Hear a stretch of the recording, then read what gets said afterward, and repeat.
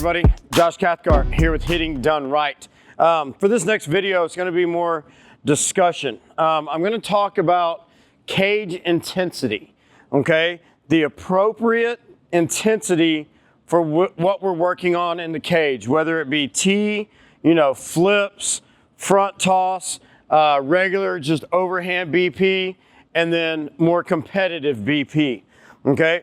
Before we get started, please like and subscribe to the channel. Go check out my website. I've got all my online services and merchandise there. That's www.hittingdoneright.com. Link's gonna be up here. Check that out. All right, let's dive in. Swing intensity.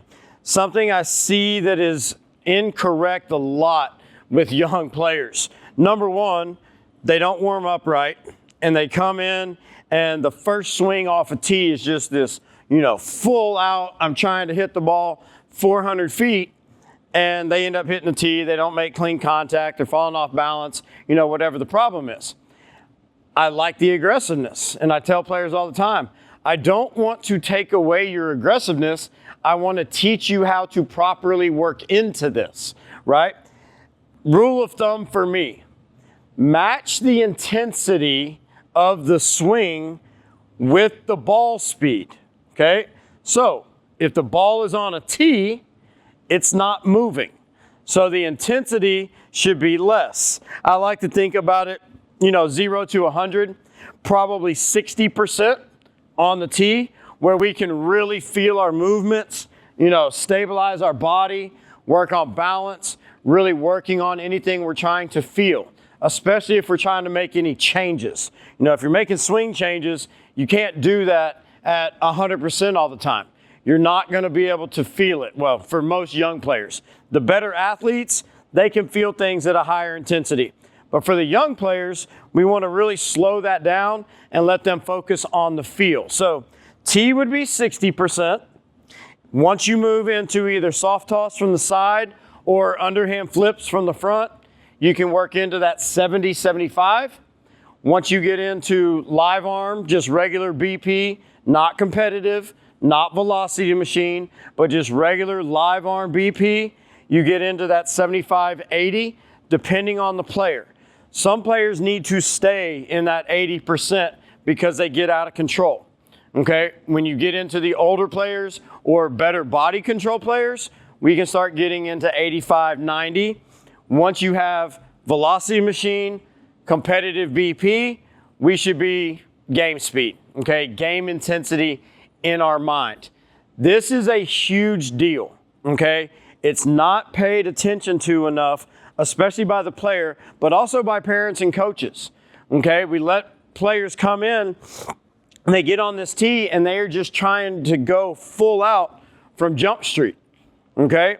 If we're not good off the tee, if we haven't mastered the tee, slow down. Slow down until you can get it right off a tee. You can maintain balance. You have better barrel accuracy, okay? And then increase that intensity. One of the biggest things that I try to stress to my players is make as many quality swings as humanly possible. Okay, it does us no good as we get older to come in and have slop. Okay, I call it slop. It's just sloppy swings. There's no thought. We're falling off balance. Our head's all over the place. We're not taking our time between swings. And so in reality, you're just wasting time and energy. You're not getting anything out of that. And if you can slow it down and match the intensity to ball speed, our results are going to be better. And then players start to find out, hey, where do I feel most comfortable?